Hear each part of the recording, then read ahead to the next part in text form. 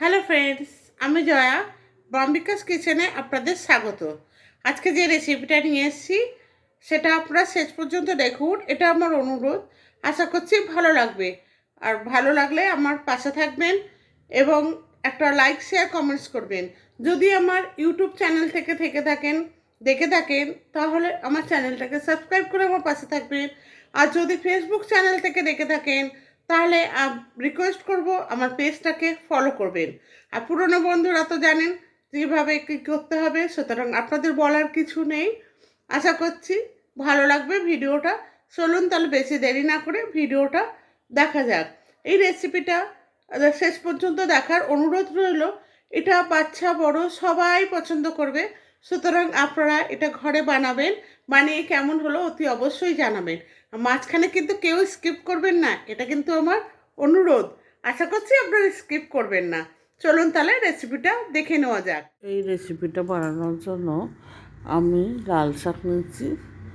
লাল শাকগুলো দেখুন এইভাবে গোড়াগুলোকে কেটে নিচ্ছি। গোড়াগুলোকে কেটে আলাদা করে নিচ্ছি আর পাতাগুলো নিচ্ছি।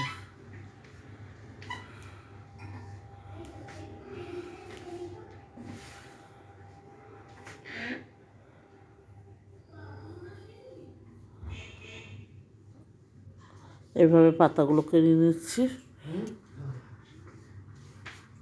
নিয়ে এবার আমি শাকগুলোকে ধুয়ে নিচ্ছি, নিয়ে ভালো করে কুচিয়ে নিচ্ছি।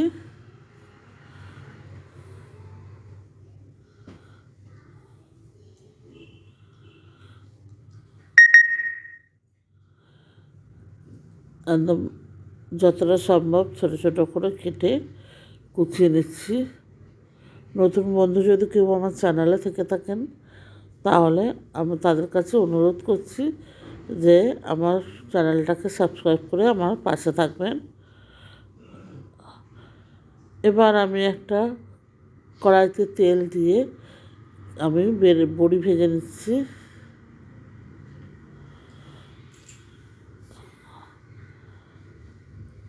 বড়িগুলো ভেজে আমি তুলে নিচ্ছি, নিয়ে আর একটু তেল দিয়ে দিচ্ছি। দিয়ে এবারে আমি শুকনো লঙ্কা দিলাম। শুকনো লঙ্কাটা আমি ভেজে নিচ্ছি। নিয়ে তারপর আমি দিয়ে দিচ্ছি রসুন। 3-4 কোয়া রসুন আমি থেতো করে নিয়েছি। সেই রসুনটাকে ফোড়ন হিসাবে দিয়ে দিলাম।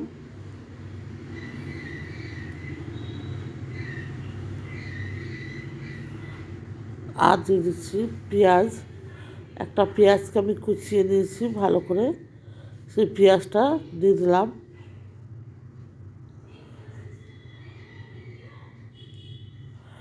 দিয়ে রসুন পেঁয়াজ আর শুকনো লঙ্কা ভালো করে ভেজে নিচ্ছি।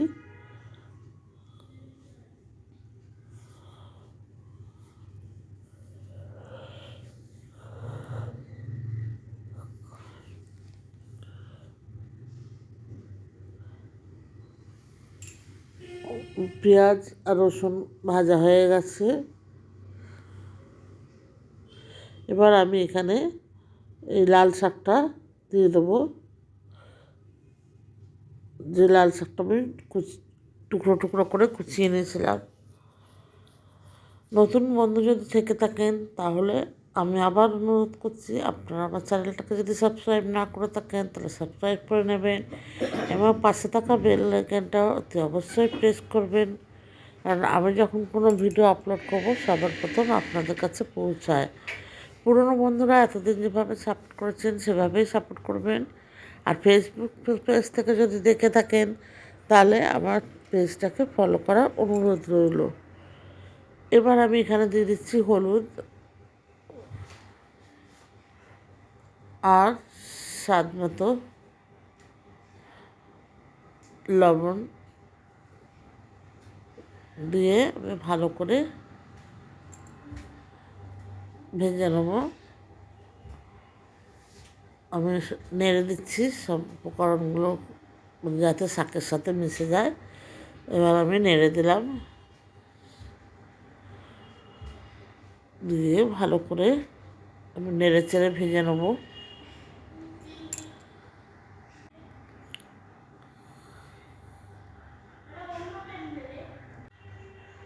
ভালো করে নেড়ে ছেড়ে ভেজে নেব।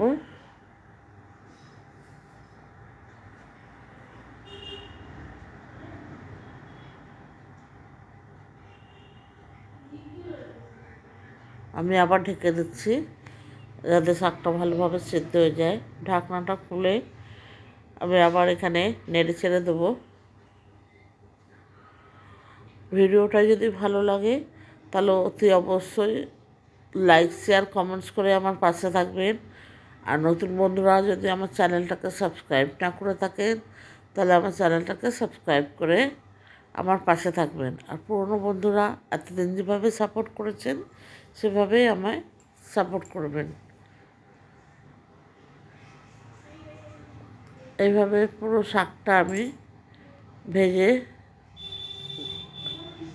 একদম নরম হয়ে গেছে, ভেজে নিয়েছি।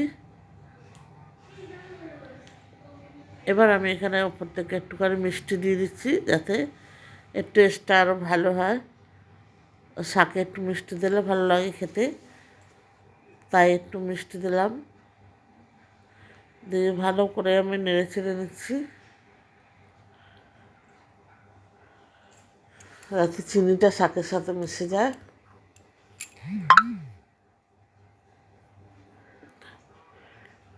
এবার যে বড়িটা আমি ভেজে রেখেছিলাম সেই বড়িটাকে আমি টুকরো করে এখানে দিয়ে দিলাম।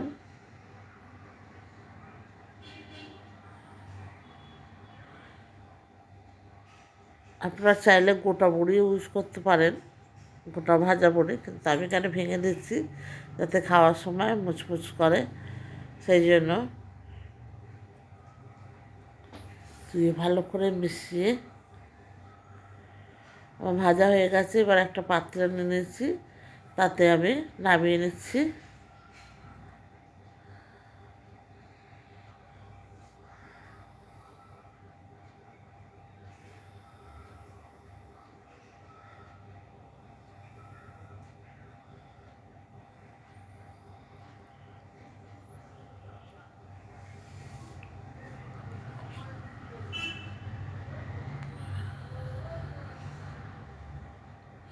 এই রেসিপিটা আমার বানানো হয়ে গেছে।